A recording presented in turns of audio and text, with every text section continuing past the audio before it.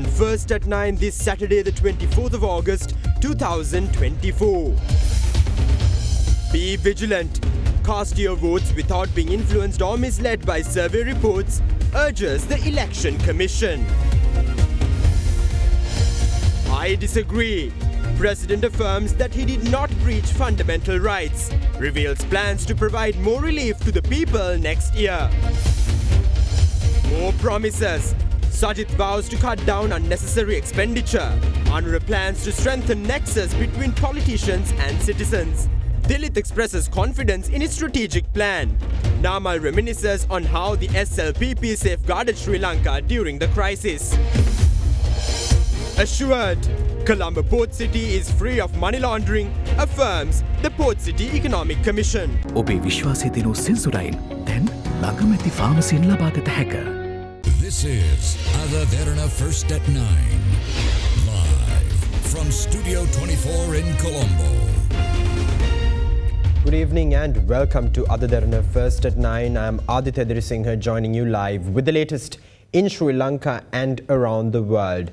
Now taking you straight to your top story this evening, President Ranil Wickremesinghe denies that he violated the fundamental rights of the people, adding that he safeguarded the people's fundamental right to live during the height of the crisis. Addressing an election rally in Matale, the president said that more relief will be provided to the people next year by strengthening the rupee. Further, the head of state warned the public not to hand over the country to Anurukumara Dissanayaka or Sajith Premadasa, adding that they would destroy the country and its economy.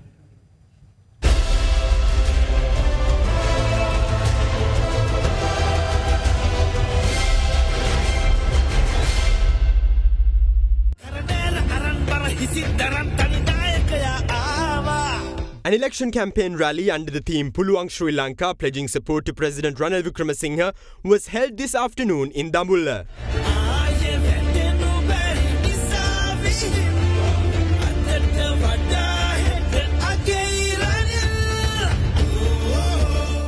මේ වේදිකාවේ කවදාක්වත් එකට එකතු වෙන්න පුළුවන් කියලා හිතපු නැති පිරිසක් එකට එකතු වෙලා ඉන්නවා. අපි එකට එකතු වෙච්ච නිසා තමයි මේ වෙනකොට මේ රටේ මේ විදියට පාලනයක් සහ පීඩාවෙන් ඔබ තමුන්නාන්සලාව මුදව ගන්න ගරු ජනාධිපතිතුමාට හැකියාව ලැබුණේ. පාර්ලිමේන්තුවෙන් අපි ඔබතුමාව ජනාධිපතිවරයා බවට පත් කර ගන්නකොට different views were expressed by people when we supported your appointment as president through the parliament. They said that you lack a public mandate since you were elected to office by 134 MPs in parliament. I would like to tell them that if we fail to appoint Ranil Wickremesinghe as the president that day, Sri Lanka could have experienced a situation similar to that of Bangladesh 2 years ago. අද බංග්ලාදේශයට වෙච්ච දේ මීට අවුරුදු දෙකකට කලින් ලංකාවට වෙනවා. නායකයෙක් කියන්නේ තීරණ ගන්න මිනිහෙක්. නායකයෙක් කියන්නේ අභියෝග බාර ගන්න මිනිහෙක්. අන්න එවැනි නායකයෙක් තමයි රනිල් වික්‍රමසිංහ කියන එක හොඳින් මතක තියාගන්න මිත්‍රවරුනි. රට වෙනුවෙන් ස්වාධීන අපේක්ෂකයෙක් හැටියට මම ඉදිරිපත් වෙනවා. On behalf of the country, I will be contesting the presidential election as an independent candidate. I accepted this responsibility on behalf of all of you. The cost of living has come down, medicines are available in the country and goods are being imported now. Tourists are visiting the island, export businesses are functioning, we have rebuilt the economy. A reduction in the cost of goods does not mean that our program is over. The relief that we provided is insufficient for some people. We will strengthen the rupee further in 2025 and pass that benefit on to all of you. SJB and the JVP say that the IMF agreement will be terminated and taxes will be reduced under a government formed by them. Even I would like to reduce taxes. However, by doing so, we will go back to where we were in June 2022. Please do not let them govern the country because they will destroy it.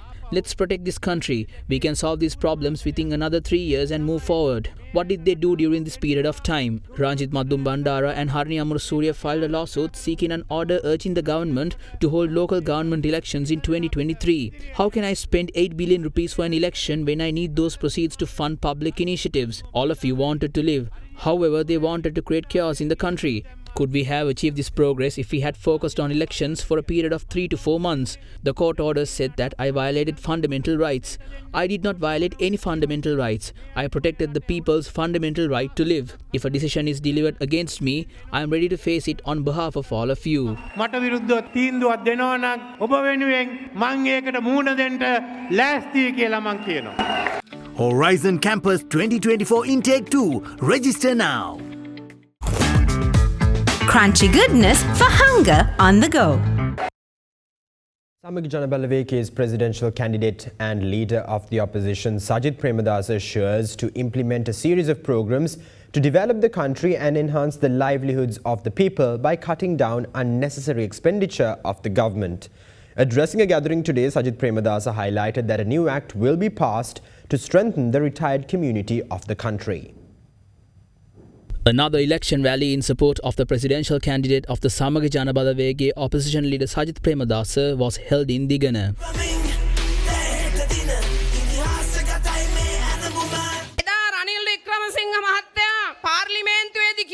Mahinda Rajapaksa ඇතුළු කණ්ඩායමට Alibaba සහ හොරු 40 කියලා. දැන් ඒ හොරු set එක ඉන්නේ කාගේ ඔඩෙක්කද? කාගේද? එහෙනම් අලිබබා කවුද දැන්? අද ඒ අයට බැරි හින්දා තමයි මේ සජබෙන් කට්ටිය ගලවන්න හදන්නේ. ජාත්‍යන්තර වශයෙන් Unlike the UNP and the NPP, the SJB comprises talented individuals accepted by ambassadors across the globe. Who would be appointed as the finance minister if the NPP comes into power? Do they have a person capable of fulfilling that responsibility? Can we hand over this country to Ranil Wickremesinghe considering the people who have joined him? වටේ ඉන්න හොරු රැළ දිහා බැලුවාම ඒ අයට බාර දෙන්න පුළුවන්ද මේ රට? බලන්න අනුර කුමාර කියන Anura Kumara pledges to remove the VAT once he assumes office. How can we pay off our debt if that decision is taken? They promise to grant salary increments. What is their plan to deliver on that promise? If we increase the amount of tax files from 1 million to 2 million, we can source 1,500 billion rupees, paving the way to hike government sector salaries by about 20%. The NPP leader also claims that unsecured loans would be granted once he assumes office. What will happen if loans are granted without collateral? It will lead to chaos. They can make such empty promises since they will never come to power. We cannot give such assurances since we will claim power. Ranil Wickremesinghe can provide such empty promises too since he is about to lose power.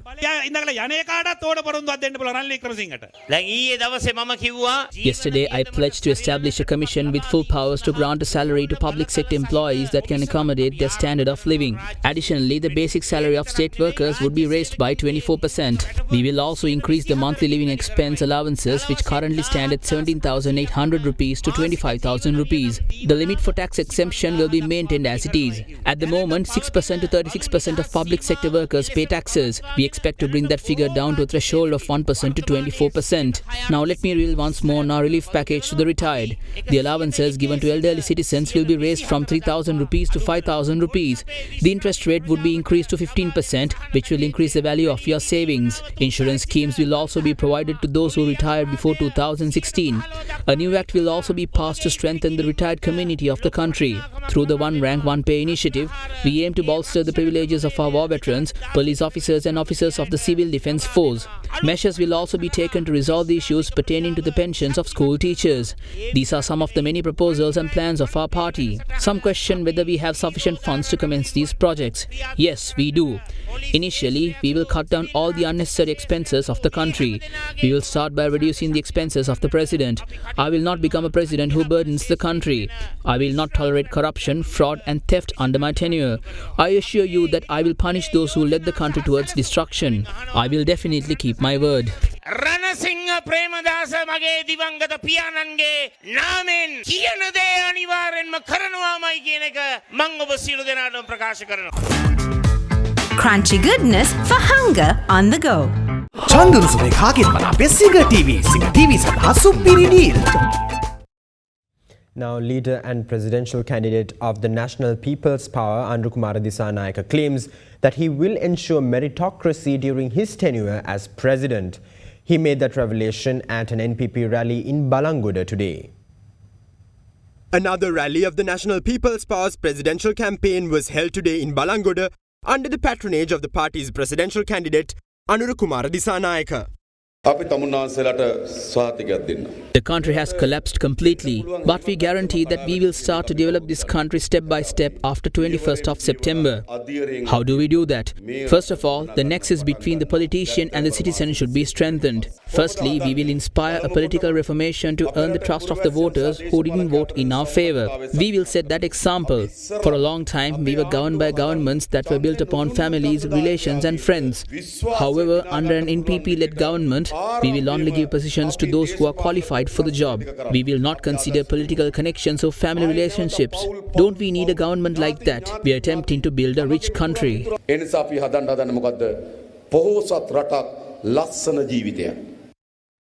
Presidential candidate of the Sarvajana Balaya, Dilith Jayavira, claims that the three mainstream presidential candidates have not presented viable solutions to the pressing concerns prevailing in the country at the moment.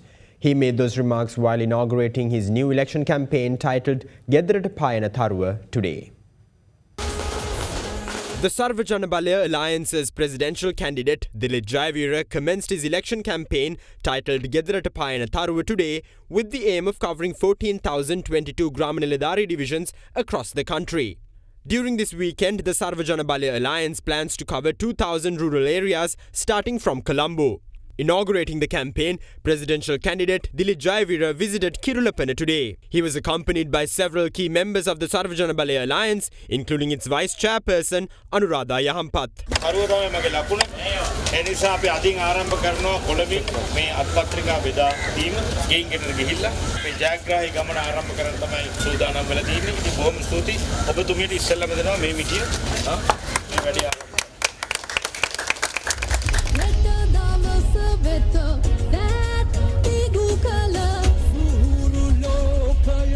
අපි මේ ආරම්භ කරේ ගෙදරට පායන තරුව. මොකද මගේ සලකුණ තරුව. අද සිට මේ පළමු වටයත් දෙවන වටේ අපි ප්‍රතිපත්ති ඇතුළත් අපේ උපාය මාර්ග වැඩපිළිවෙල අත්පත්‍රිකාවත් නිවසින් නිවසට ගෙදරට පායන තරුව යටතේ ලබා දෙන්නට අපි කටයුතු කරනවා. ඇත්තටම මේකේ පරමාර්ථය තමයි අර විශාල රැස්වීම් පවත්වලා පියදම් කරනවට වඩා අපි ඇත්තටම මේ මිනිස්සුත් එක්ක එකතු වෙලා සහෝදරත්වයේ දේශපාලනය ආදරයේ සෙනෙහසේ දේශපාලනය තමයි කරන්නට ඕන කියලා අපේ තියෙන මතය අනුව තමයි අපි කටයුතු කරන්නේ. ඉතින් අද ඉතාම සාර්ථකව මේ වැඩේ සිද්ධ වුණා.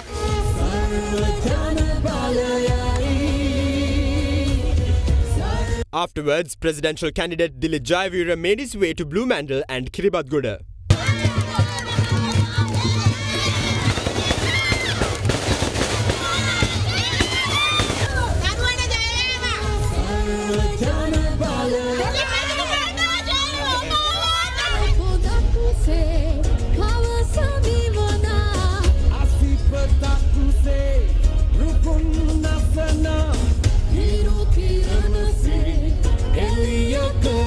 ප්‍රධාන අපේක්ෂකයන් තුන්දෙනාම කිසිම උපාය මාර්ගික වැඩපිළිවෙලක් ඉදිරිපත් කළේ නැහැ. ණය කළමනාකරණය පිළිබඳ කිසිම විසඳුමක් දීලා නැහැ. බොරු පොරොන්දු දෙමින් ඡන්දය ඉල්ලනවා. මං හිතන්නේ කවදාකවත් ඒක හරියන්නේ නැහැ. මං හිතන්නේ මේ පාර මිනිස්සු මේකට අහු වෙයි කියලා. සියලුම අපේක්ෂකයෝ දැන් දෙන පොරොන්දු මේ මැතිවරණ වේදිකාවේ දෙන පොරොන්දු ඇත්තටම ඉෂ්ට කරන්න පුළුවන්ද? ආදායම හොයන විදියක් නැතුව ලංකාවේ මිලියන 1.5ක් වන රාජසේකින් වැටුප් 125කින් වැඩි කරනවා කියලා 2025 ජනාධිපති වෙන්නෙත් නැති බව දැන මේ වගේ ලනු දුන්නාම මේ රට කවදාකවත් ඉස්සරහට යන්නේ නැහැ.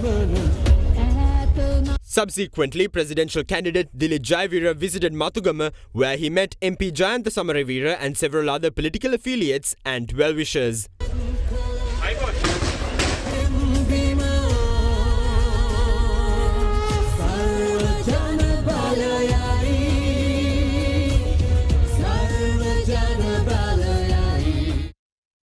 Meanwhile, the presidential candidate of the Sri Lanka Podujana Peramuna, Nama Rajapaksa, asserts that the Sri Lanka Podujana Peramuna prevented the country from collapsing in the aftermath of the people's struggle in 2022.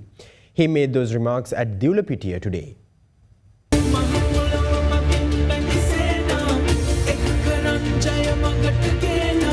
A public rally to support Sri Lanka Podujana Peramuna's presidential candidate Nama Rajapaksa was held this morning in Dewlapitiya. Some people claim that former President Mahinda Rajapaksa cannot govern the country as he is old. Then we nominated a 38-year-old as our presidential candidate. Then they pointed out that he was too young for the role. Namal Rajapaksa is the only candidate and the leader who can recommence the development of the country initiated by his father.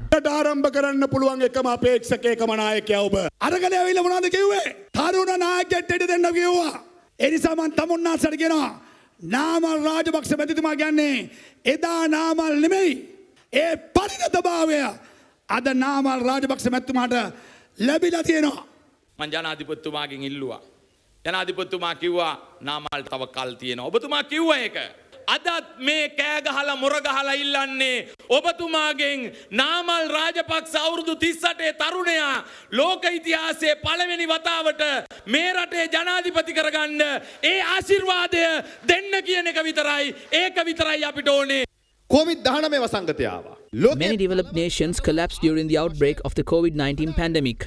At that time, we could have let the people die and taken measures to develop the country. Like some other nations, we could have also taken the decision to refuse the import of COVID vaccines. However, former President Gotabaya Rajapaksa's government decided not to let people die because of the pandemic. In this backdrop, a conspiracy was in place against the Buddhist political camp of the country, which ultimately led to the collapse of our government. We had to decide whether we were letting both the country and the government collapse. What has happened in Bangladesh today? The country has collapsed. Regardless of who comes into power, the Bangladesh state has already collapsed. We formed a government with President Ranil Wickremesinghe and did not let the government collapse. Ranil Wickremesinghe ජනාධිපතිතුමාගේ අපි ආණ්ඩුවක් හැදුවා. අපි රාජ්‍ය වැටෙන්න දුන්නේ නැහැ. Election Commission requests the public to cast their votes independently for the impending presidential polls without being influenced or misled by the survey reports presented by some political parties. Meanwhile, the Election Commission announced that a special discussion over the local government elections is scheduled to take place next week. The Sri Lankan political atmosphere has been heating up consistently over the recent past ever since several mainstream politicians and public figures declared their candidacy in the upcoming presidential election publicly and formally. As the country's politics heat up, some political parties commented on the potential success of the candidates they back based on the findings of survey reports. We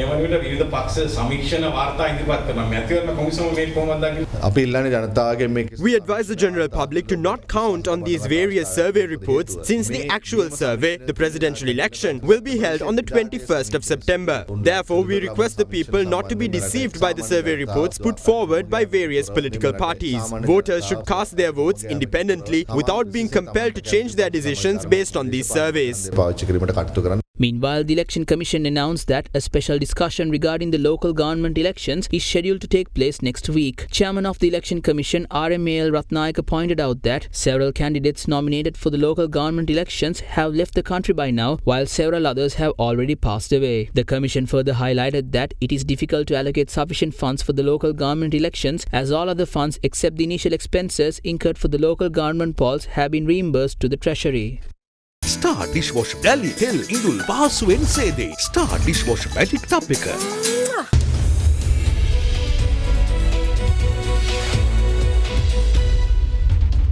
Welcome back. Now, Chief Operating Officer of the Colombo Port City Economic Commission, Revan Wickremesinghe, assured that Colombo Port City is free of money laundering, adding that each and every transaction in the city will be regulated by the Financial Intelligence Unit of the Central Bank. Addressing a media briefing recently, Wickremesinghe said that 9 banks, including 8 local and 1 Chinese bank, have expressed their interest in commencing operations in the Colombo Port City. A significant delay in these port city projects. This is clearly Sri Lanka's largest public-private partnership project to date. $1.5 billion invested to date. It is a land reclamation, right? It's not as if you're just going into an existing plot of land and starting to put up buildings there. The total development is expected to be $13 to $15 billion. And if you look across anywhere in the world where land reclamation projects are done, whether you look at Dubai, Maldives, Hong Kong, etc., it's very difficult at the early stage to say, okay, this project is going to be done in 5 years, 8 years. Because as developments take place, as regulations need to come out, it takes a lot of checks and balances that need to be addressed. So I wouldn't say there has been significant delays. Key regulations came out in August last year, which is the business of strategic importance regulation. We are in the process of coming up with another key piece of regulation related to the banking business that has been gazetted about a month ago. Hopefully will go through Parliament for approvals. We are confident to looking at what has happened to date, right? We've got about the university, hospital, school, CIFC towers breaking ground in the latter part of this year or the last quarter of this year. We are pretty confident that when you see next year, the project would actually take off as planned.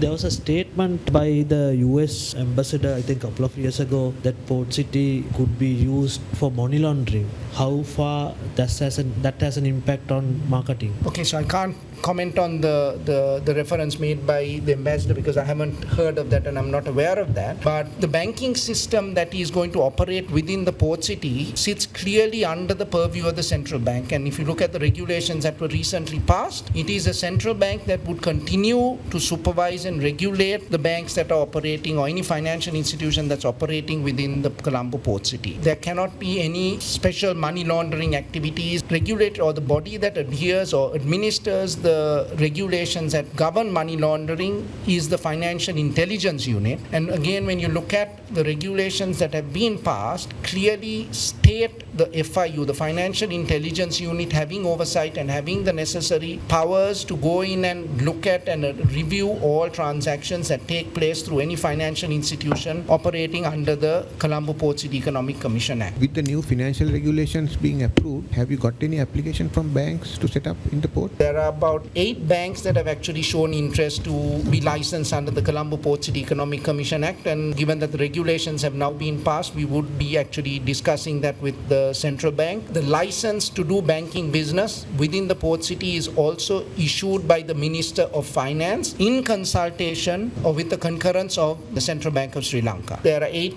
Sri Lankan banks and 1 foreign bank as well, that's Bank of China, that's showing interest. Prime Minister Dinesh Gunawardena has expressed the government's readiness to attract foreign investments and its plans to increase the share of alternative energy sources to cut down on the dependence of crude oil. He conveyed this information in a meeting with a leading entrepreneur from the People's Republic of South Korea, Tong-jo Moon, at the Temple Trees in Colombo last Thursday. Moon stated that the International Interchange Development Association is willing to invest in several solar energy projects as well as in the cultivation of fruits in Sri Lanka for export to Korea and other countries. Meanwhile, the Prime Minister and Moon also discovered possible investments in fisheries, health and construction sectors, especially new technology to upgrade production in these sectors.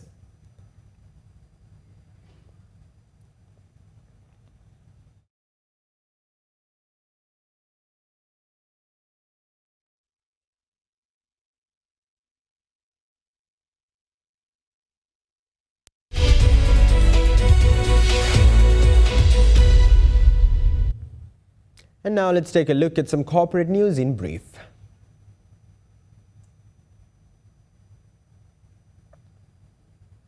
The Southeastern University of Sri Lanka signed an agreement with the Colombo Stock Exchange to enhance financial literacy among its undergraduates. The State University offers undergraduate and postgraduate courses through 6 faculties, which includes Management and Commerce, Applied Sciences, Arts and Culture, Islamic Studies and Arabic Language, Engineering and Technology. A similar program is already in place between the 2 entities to promote capital market education among undergraduates. In the meantime, JAT Holdings plc recently released its financials for the first quarter of the financial year 2025, noting strong growth in both its top and bottom line. Revenues rose by 3% to 2.2 billion rupees compared with the same period in the previous year, driven by growth in the wood coatings and paintbrushes categories. Further strengthening of its research and development, marketing and Bangladesh operations is expected to have significant positive outcomes for the group's financial performance indicators through financial year 2024-2025. In other corporate news, Chairman of York Arcade Holdings plc, SDR Arut Pragasam stated that despite various challenges, the company's profit for the current financial year increased to 16 million rupees compared to 13.3 million rupees recorded in the previous year. The chairman added that the company's net assets also improved to 185.5 million rupees from 168.8 million rupees in the previous year.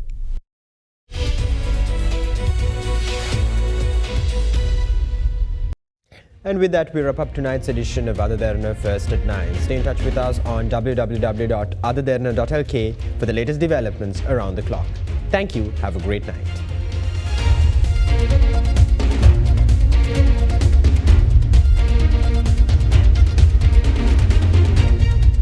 For news and information you can trust 24 hours a day, visit adaderana.lk.